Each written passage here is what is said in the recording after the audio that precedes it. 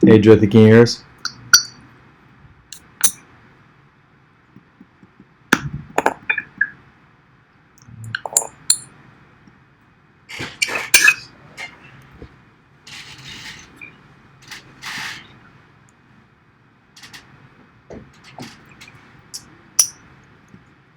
All right. So, what did I say you're gonna do? Functions. Yeah. Yeah, functions. It is I think so. functions. Yeah. It is functions. Hey, Jyoti, can you mute you? Getting like weird feedback.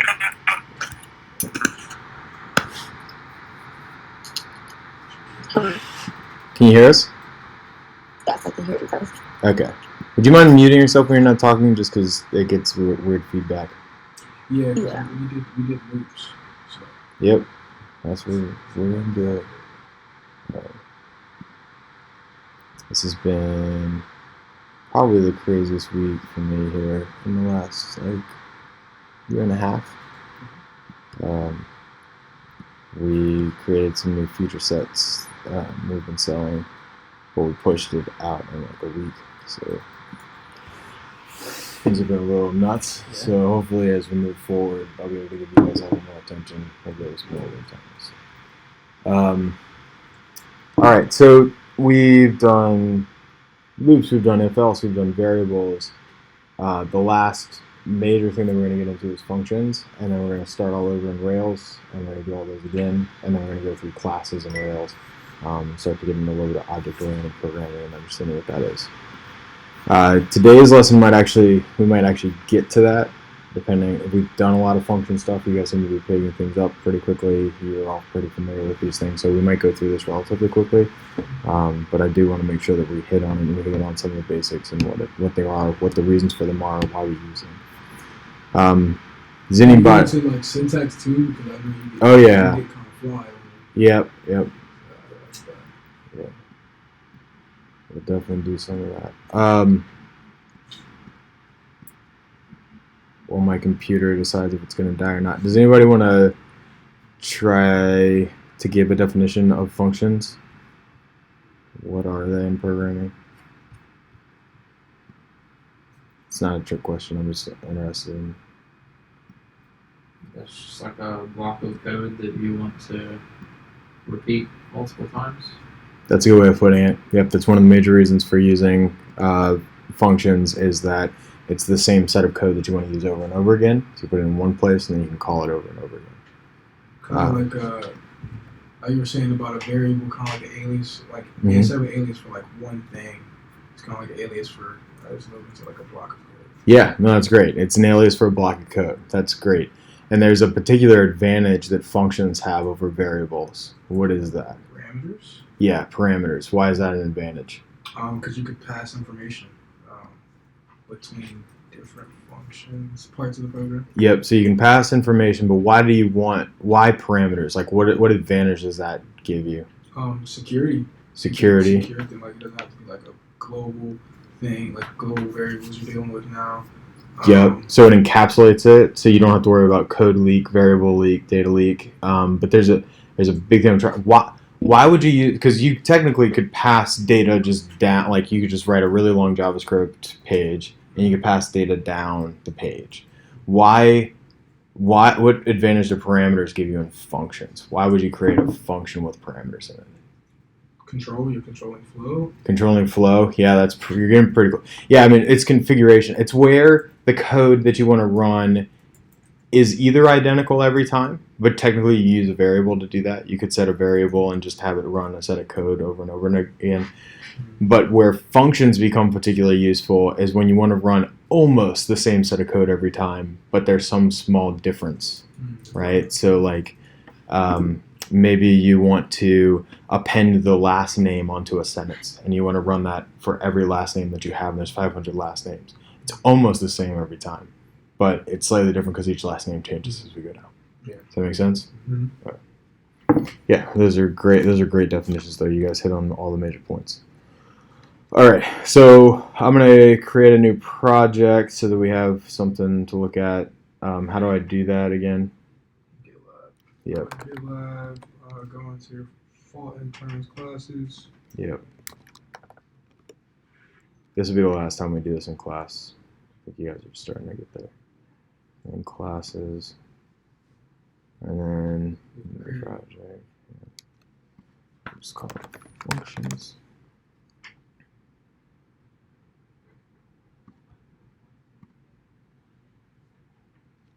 Alright, so then how do I get started with our new project? CV and internship. It's up a level.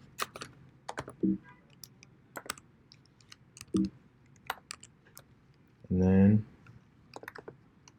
what's the command I need to get the project down? Clone.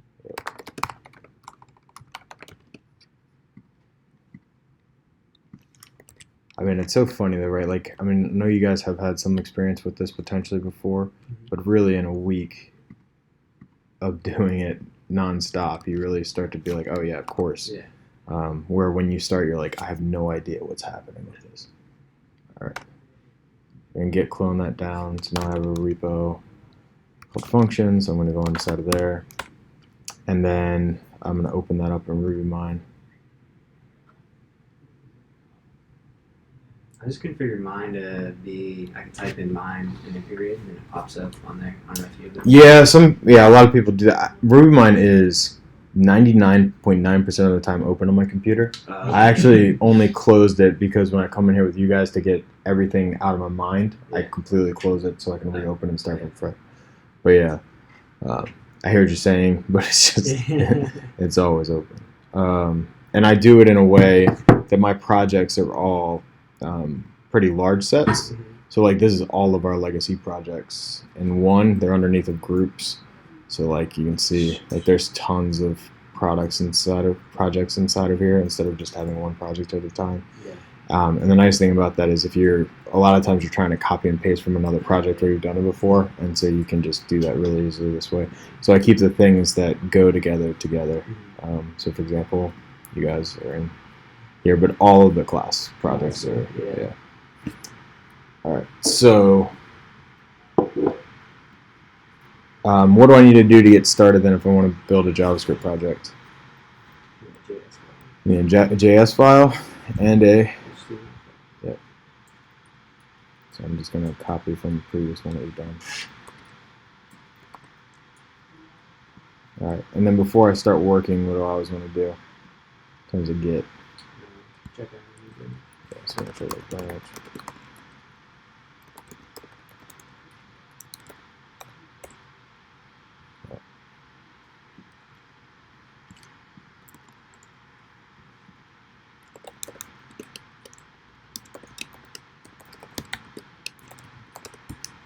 You guys probably will have the gpush command, but what does that do again if I didn't have it?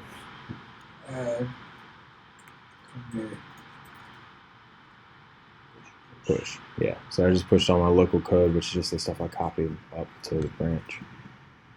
And all it's doing right now is saying, hey, here's an index.html file. I'm going to include the app.js so that your browser can run the JavaScript. All right. So, we're gonna look at functions in two ways relatively quickly.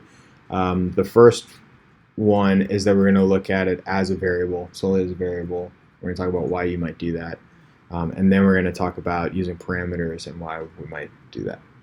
So first thing, we're just gonna very simply use it as a parameter. So we're just gonna do something like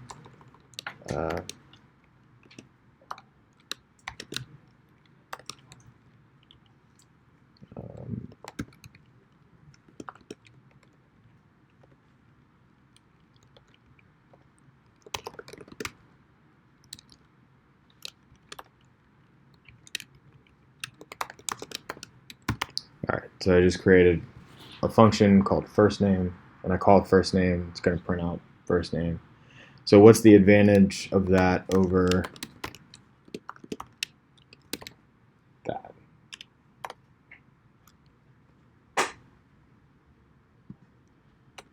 So you can call it multiple times, the function name. So technically I can call them both multiple times, right? So like let me just do, just because it's mad because they're both named the same thing.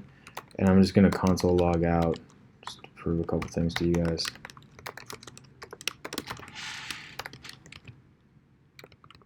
Alright, so that's me calling that one multiple times. That's me calling that one multiple times. We should see.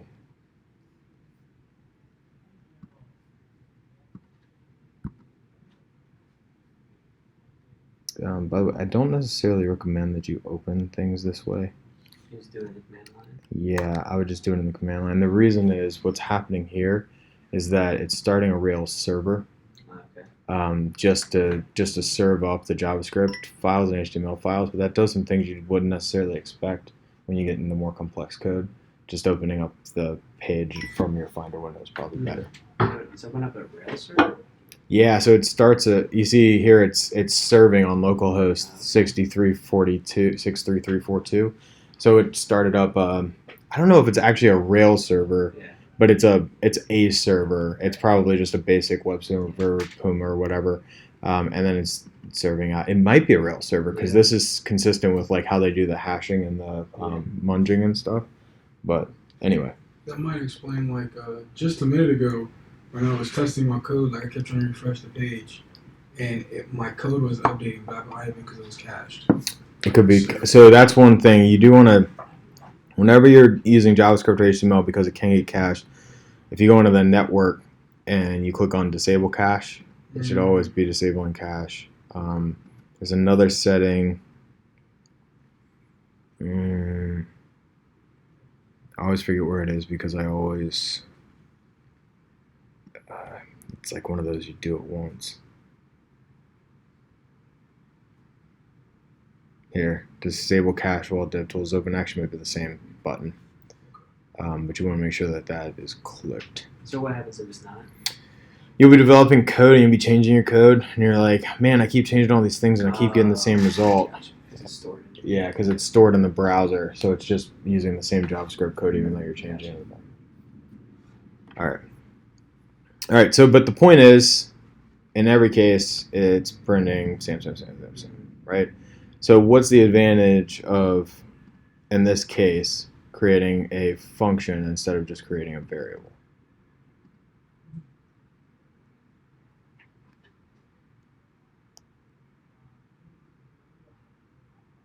I don't even know. This is a tough one. Like, I mean, This- just because they're so, it's so simple. Yeah, this is a trick question. There's no difference. Okay.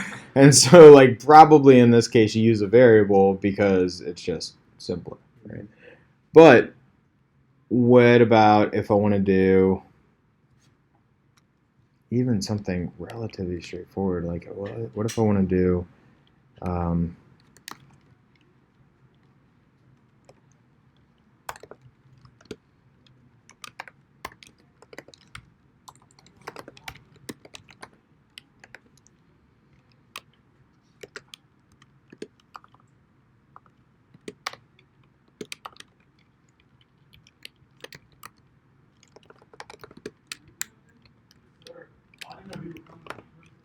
Will increase the text size just a bit. yeah, sorry, one second.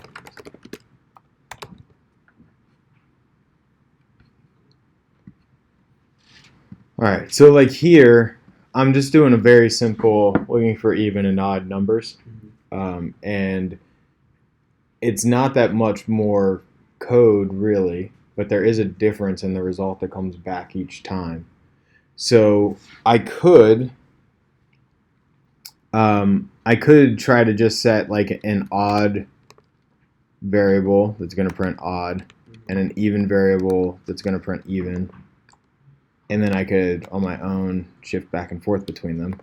But what's the advantage of using a function here instead of just declaring these variables and having to manually shift back and forth?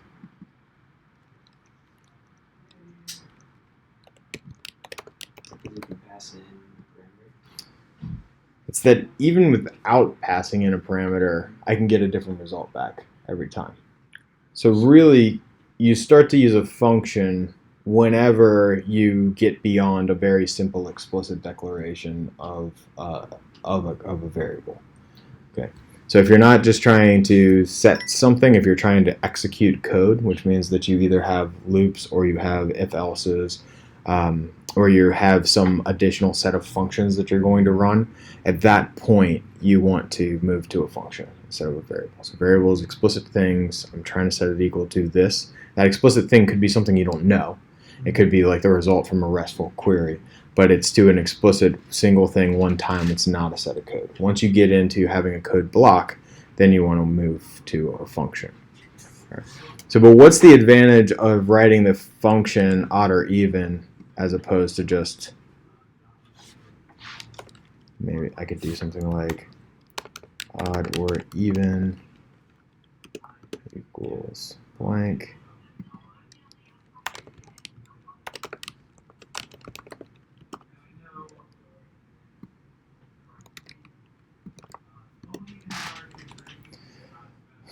So what's the advantage of having a function odd or even instead of just doing something like this?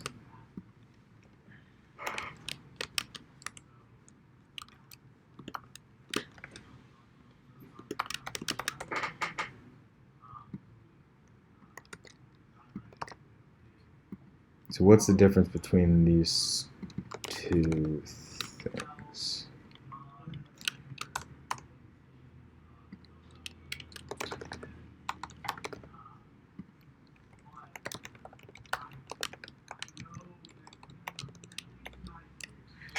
Yeah, like I'd say the portability, like being able to just call it and do it multiple times rather than like the first line 1 through 6. That's just gonna happen once unless like you put a leave up front or something. Yeah, that's right, guys. So we'll go into that in a little more detail. So if I do this console log down here, lines 16 through 19, what are they going to print? The same thing over and Yeah. The same thing. It's either going to be odd or even, depending on what ends up happening when I run the script, but it's always going to be odd or even all the way through all four. Whereas on lines 22 through 25, what's going to happen? We don't know. We don't know. Every time it's going to be a different thing potentially, right? They could end up being the same because of chance, but it's unlikely, right? So when you want to re-execute the same set of code, you need a function. If you just wanted to, if you don't care and you just want to run through it one time, you don't necessarily need the function. Yeah. All right. All right. So that's one of the advantages. Another advantage, and probably the biggest advantage, honestly, for functions is that they provide your comments for you. I don't know what kind of backgrounds you guys come from. I don't know if it's a lot of commenting. Here we don't do any commenting ever. And that's because we went through a book called Clean Code back in the day, and it suggests that you don't do that. And the reason why it suggests that is if you write your code in a way that is readable to begin with, then you don't need comments. So just write your code in a way that is readable to begin with. Now that's hard. Yeah. So it's hard to do. It is. But what you'll notice is oftentimes you'll end up, once you start to practice this, with functions that are only about 5 lines long.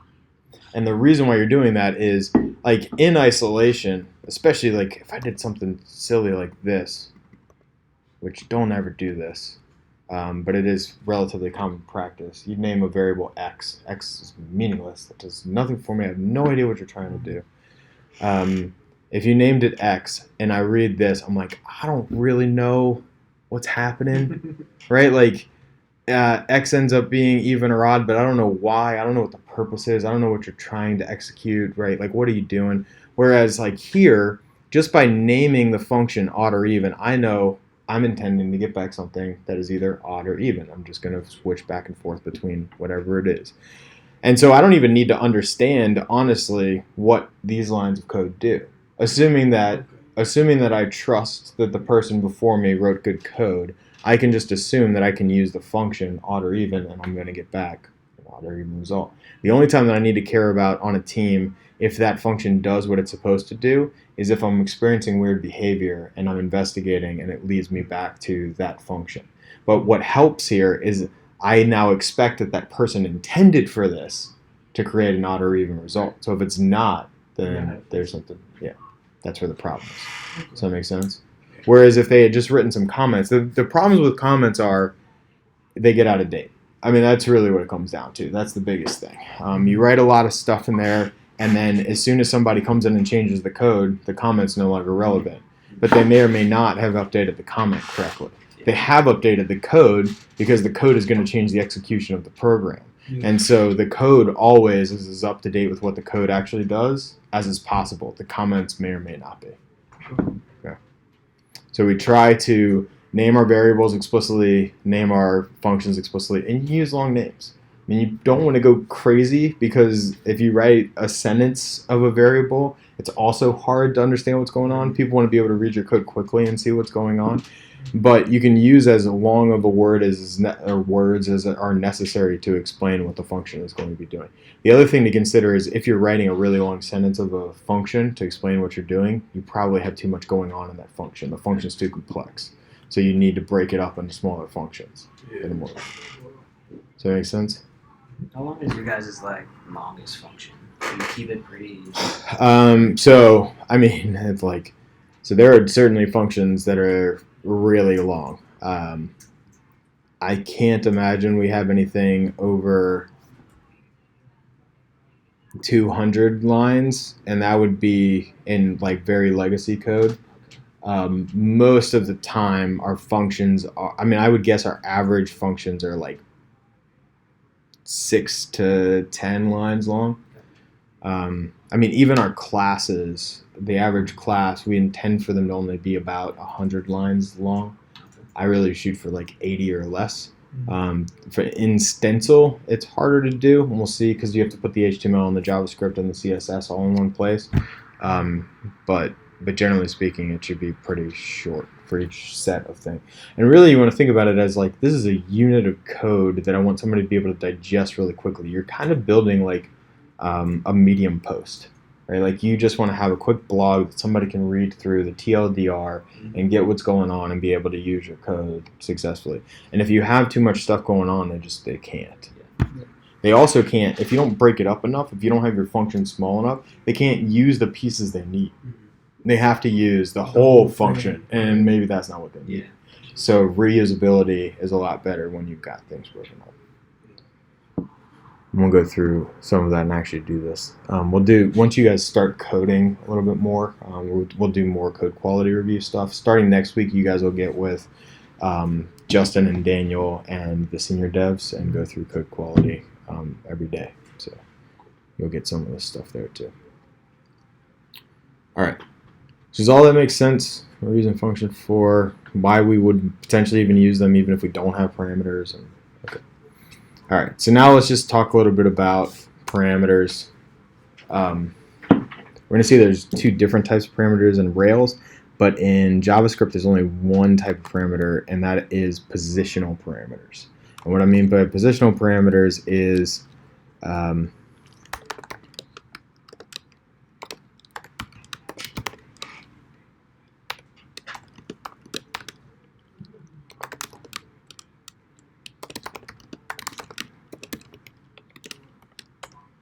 the position with which you call the function matters. Okay, so here we might do something like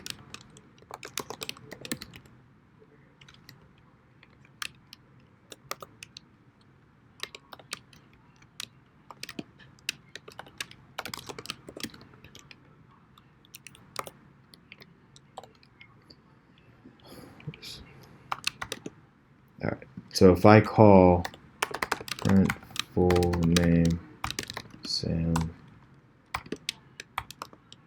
I don't know if I'm vain or just lazy, but I always end up using it. It's short. Yeah. All right. So if I do that, what's gonna happen? Should pronounce Sam. All together, right? Yeah. Because we're doing is we're just concatenating the two things together. This is called interpolation. Yeah. It's a term we're going to use a lot, but it's just concatenation, so it's the same thing as first name plus space string plus last name. So that'll do the same thing. Okay. Interpolation. So interpolation is when you have a string that has variables inside of it. They're going to be interpolated. Okay. It's a common thing in Rails for doing that. Oh, like in C. C When, like probably. you throw in like an integer like %d. Uh-huh. Okay. Yes. Yeah, like Yeah, string like string formatting. Yeah. Yep. Yeah, it's just that when you're doing that, it's like pulling it in from like a third parameter that you set and putting it into the position of where you put the %d, and in here you're just explicitly putting it right there. But yeah, it's the same concept. Okay. So, by positional parameters, though, I mean if I do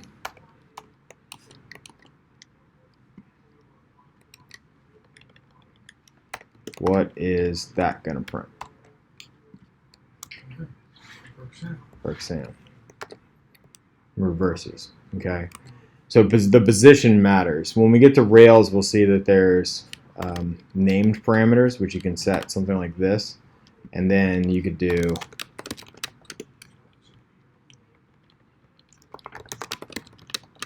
Oh, they don't have this in JavaScript? they don't have this in JavaScript. You could do a similar thing in JavaScript, but it's not a, structuring. You like you put like it's like an ESX, I think. You put like the curly braces in there. Yeah. yeah. So you can do basically I'm expecting an object, right? And you can even with the with TypeScript, you can help yourself to know what type of object you expect in there. So it helps in the IDE to tell you what you should be putting, which is very similar to what named parameters are, but not exactly the same. Okay. So, but the point is, in general, functions in JavaScript are positional, and that's an important thing to remember, especially because, and this is true in general, but what do you think? How many parameters do you think you should have in a function in general? Yeah, 3 like max probably. And there are going to be times when you're very much going to want to put more than that. Why do you probably not want to have more than 3 parameters in a function? Readability. Readability, yeah. So what? I personally would not want to sit there and figure out all 5 parameters. Like Yeah. using the function. That's what it is. When you go to use the function, because they're positionally based, you have to know what goes into each of those 5 positions. And if you messed it up and you put something in the second position that's supposed to be in the third and vice versa, you get a completely different result and it's a huge pain in the butt. And you don't want to have to keep track of that in your head, right? So if you just have a couple, it's just a lot easier for people to be able to come in and do. Now, what that means sometimes is that what you end up passing in is a larger object. Like you might pass in the entire object instead of just passing in first name, last name, you might pass in person. And then you use that object inside of the function to do something. That makes sense? All right. Okay. Quick syntactical things. I've been using this syntax, so it's probably somewhat familiar. This is the same you'll often see in old JavaScript, M6, things that look like that. Okay. There is a difference between this type of a function and this function, although in this case they're going to do the exact same thing. What's the difference between those two? So just to be...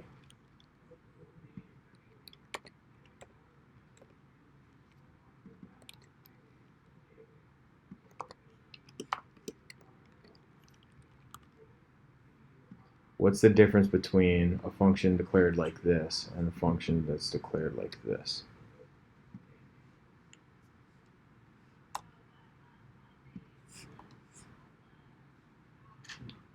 Let me just ask you, is print full name here a function name? Yeah.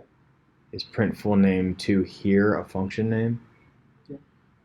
Oh, it's a variable. It's a It's a variable. variable holding the anonymous function. There you go. Crazy. Wow. That's exactly right. Why is that even? No. So, and it does make a difference which one of these two things you do. There's this thing in JavaScript called hoisting.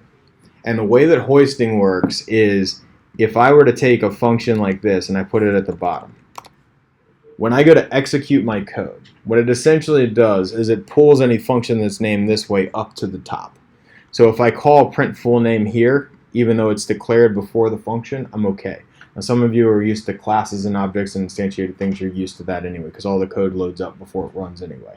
But in the case of JavaScript, that's not actually true. So if I name it this way, it'll get pulled up to the top and it'll run just fine. If I, however, name it this way,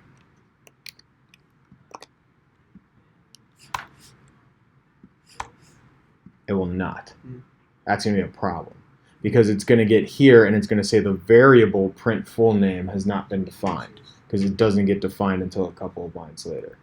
Okay, so JavaScript hoisting causes functions that are named as functions to get hoisted to the top, but regular variables don't. It is a preference in JavaScript to keep things consistent. The convention is to use the variable equals an anonymous function approach as opposed to the function named approach, which is what ECMA 6 ended up adopting, which is why the syntax looks so similar to this variable. Because what's actually happening in ECMA 6 is you're doing the same thing. It's just instead of declaring the name, the anonymous function named function, you just do this arrow. Okay. On TypeScript, it's even crazier because you do something like this. But So you're saying this is preferred over function print full name? yeah, so this in ECMA 6 is preferred over the function. Oh, okay. Yeah. But in TypeScript, once we get there, you don't even do that. You just do this, and it does the same thing. Okay. It gets compiled into the same thing. Okay. But it doesn't, because it's just JavaScript and not TypeScript. Okay. So you guys see that though? Variable being assigned to an anonymous function versus a function, a named function that you're calling. Okay, one gets hoisted, the other one doesn't. You're gonna run into that. You actually might not, hopefully, because we'll mostly be using TypeScript. And once we get to that, it just kind of takes care of itself in a way that the class, because TypeScript has real classes and stuff, and it does the compilation and gets things in the right place for you. But all right, but it's good to be aware of. Okay, so the next thing that I want to get into is what you can pass into a function. The first one's probably pretty easy for you guys, but it's something that trips people up early in coding, so I just want to go through it anyway. I'm going to declare a variable called fname. I'm going to say John, and I know, and then I'm going to do lname and then Smith. So I guess it's just I'm lazy. All right, and then I'm just going to call print full name f. Let's just say lname, comma f name to confuse you guys a little more. So what is that going to print? Smith John. The point and the thing that gets people early in coding is the name of the variable differs from the parameter name. Right? But the parameter name here is just a reference for whatever gets passed into this position when the function is called. It's just a reference that you can use inside of that function so that you don't care what got passed into the parameter position. Okay? So this is just whatever name you're going to use as a reference inside of here. And then when you're calling it, it's just positional. It doesn't matter what these things are named. Should convention just be named the same thing? Yeah, generally speaking. Yep. But I just want to be clear about that just so everybody gets... Because that's part of the problem that people run into when they're reading their coding books. People use good conventions and they use the same name, so it looks like you have to, Yeah. but you don't. So, all right. Next thing is things that you can pass into a function. So what types of parameters can you pass into a function? Like data types. Anything, right? Integers, strings. Yeah, so anything. So like functions. All right. So we're going to look at functions and how we can pass functions and what that does. And these are called callback functions, and frequently they're anonymous functions, just so you don't name them. So we're going to look at that. All right. So let's create a second function that says get first name. It's just going to return Sam.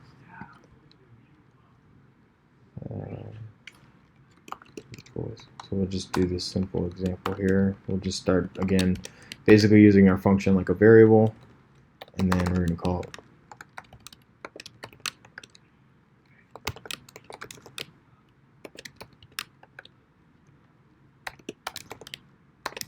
All right. So I want somebody to walk me through what's happening here. Let me create an event so we get last name.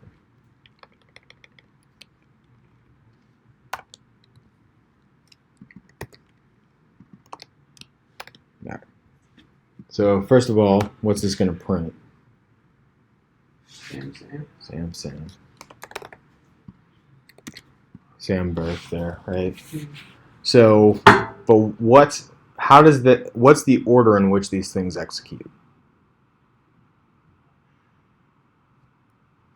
Like you start at the most, you start at the innermost part, and then it's left to right. Yep. And then it moves out from there. Yep. So which function gets called first? Get first name. Get first name, and then second, Get last name. and then third. Print full name. Okay. So because they're in that order, what's getting evaluated here in this parameter position is not the function itself, but what's returned by the function. So just like variables are aliases, functions, what they return is an alias. So in other words, this is exactly the same as doing. Does that make sense? It's just an alias. It's being called. That's what it returns. It's exactly the same. It's exactly the same as if we created variables. Okay. All right. But what if I do something like this? What's going to happen now?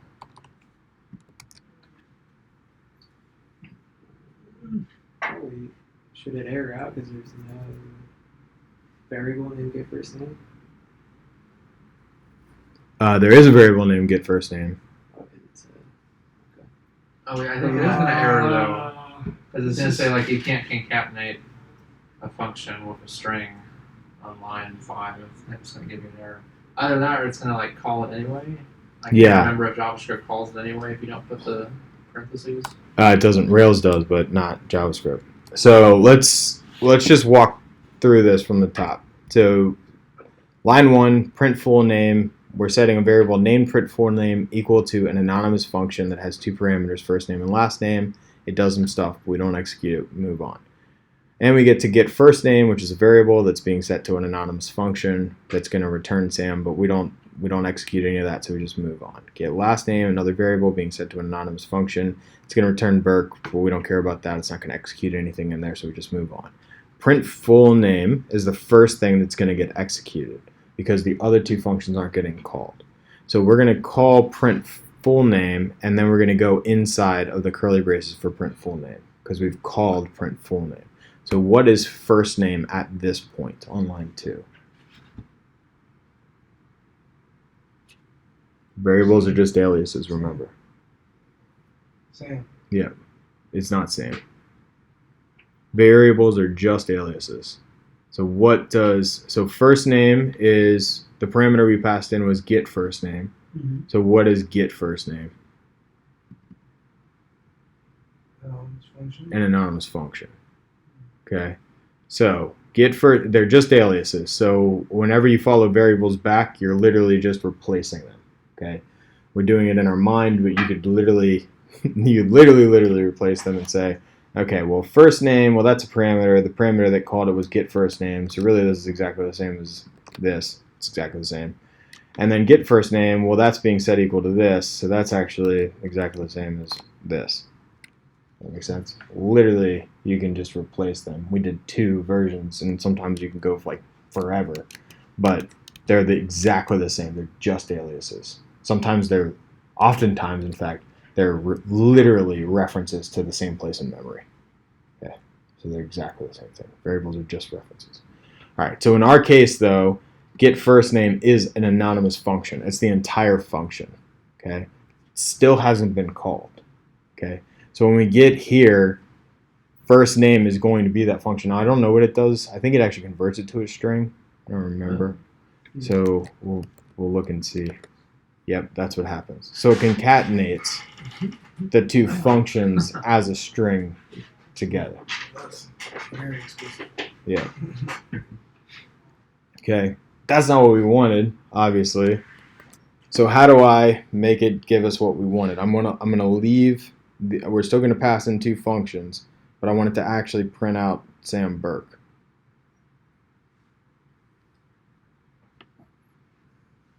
You got two ways to do it, I guess. Okay. You could put the parentheses to call it in on line 2, or you could put it on line 14, but it would probably make more sense to do it on line 14, because if you come later and try to do it, you might pass in a string and it'll give you an error because it's like, this isn't a function. Yep. Yeah, so if you went to call it a second time, it probably wouldn't work right. Okay, so let's do this. Now I get Sam Burke. Okay. So where this becomes interesting is that now you can have callback functions. So what I can do is I can pass in, trying to think of a non-contracted example, but I don't have one right now, so we're just going to do it without it.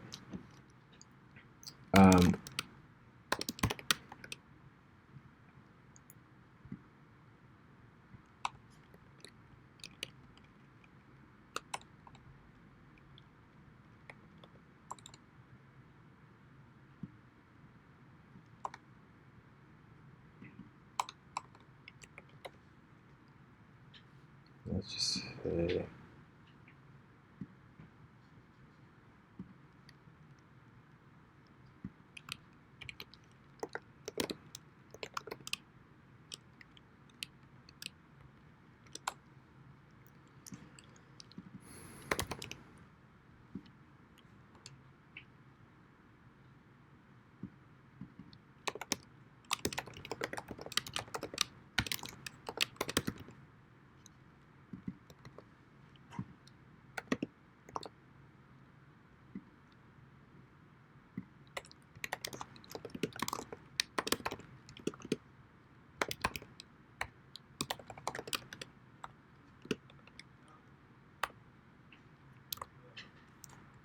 we're going to assume people do the right thing, not craziness.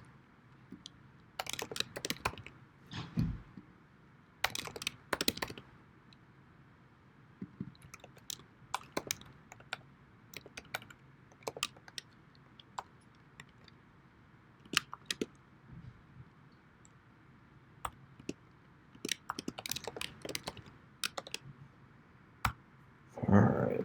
Oh man.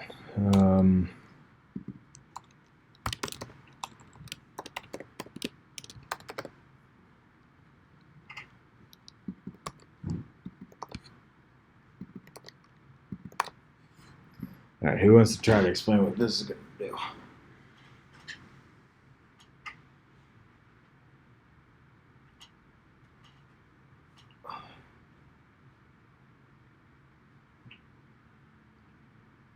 So somebody just start at the top and just walk through.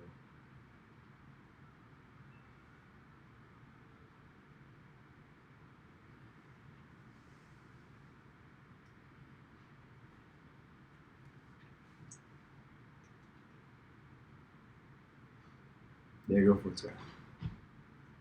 Just step through one. Just do one line at a time. So transform name Yep. is assigned to an anonymous function. Yep. That takes the two parameters. Yep. Does some stuff we don't do yet. Yep. Get first name, same thing, assigned to an anonymous function. That takes some parameter. Don't do that yet. Yep.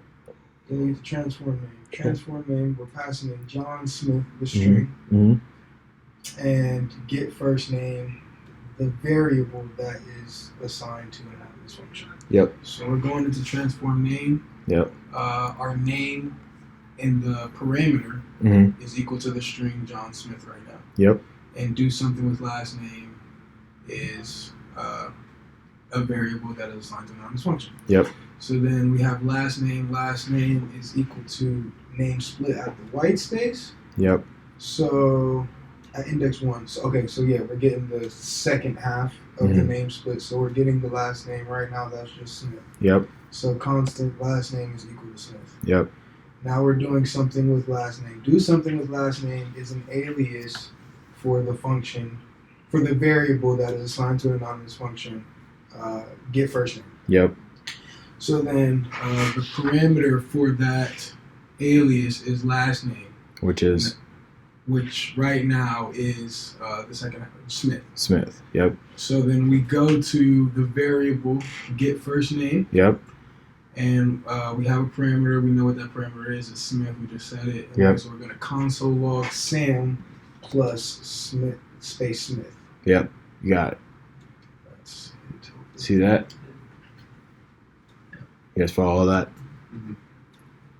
Callback functions are an incredibly powerful tool because we did a very contrived thing here, but oftentimes you're waiting.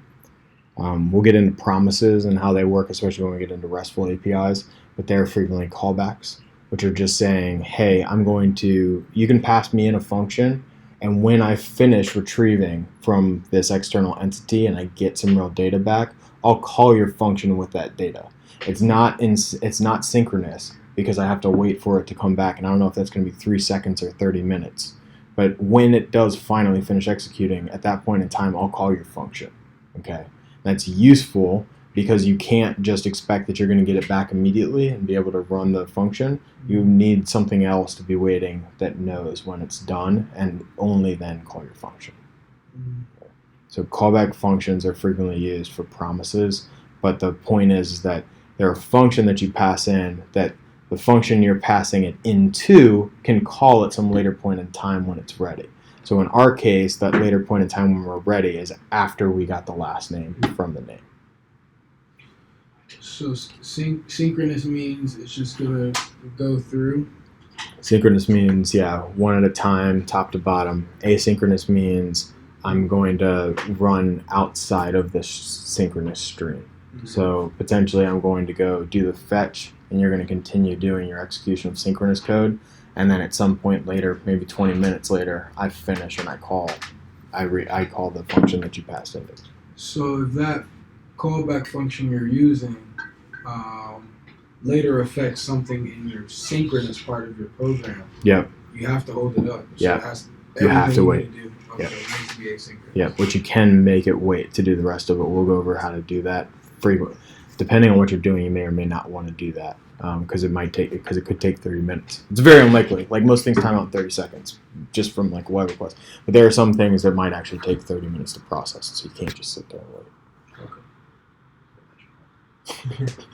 What's up, dude? Do you need something or? I was gonna ask if you're soon. We'll be ready soon for code review or close issue review. Oh yeah. We can end here. That's actually all the stuff I wanted to go through today. So cool. So that's functions. Monday we'll start all over. Or Monday. Tomorrow we'll start all over in Rails. Yeah. And I'll push this stuff up so you guys can look at it. What should we kind of prioritize right now? Big things would be continuing to look at the reading through JavaScript, working on your to-do list, trying to get the JavaScript version of the to-do list working. And then once you do that, go through the Rails tutorials to set up a basic Rails app, set up controllers, see if you can actually get your to-do list to talk to the Rails controller and persist the to-do lists into a database in the back end. Okay. So we're not quite there yet in terms of the lessons, but that's the objectives that you should be working towards. Does that make sense? We're using SQLite 3 as the data. Yeah, that's totally fine. We'll move to Postgres because you guys are actually going to deploy it, and when you do that, you can't just use a file to pass the data. But that's a couple weeks from now. So. Yep.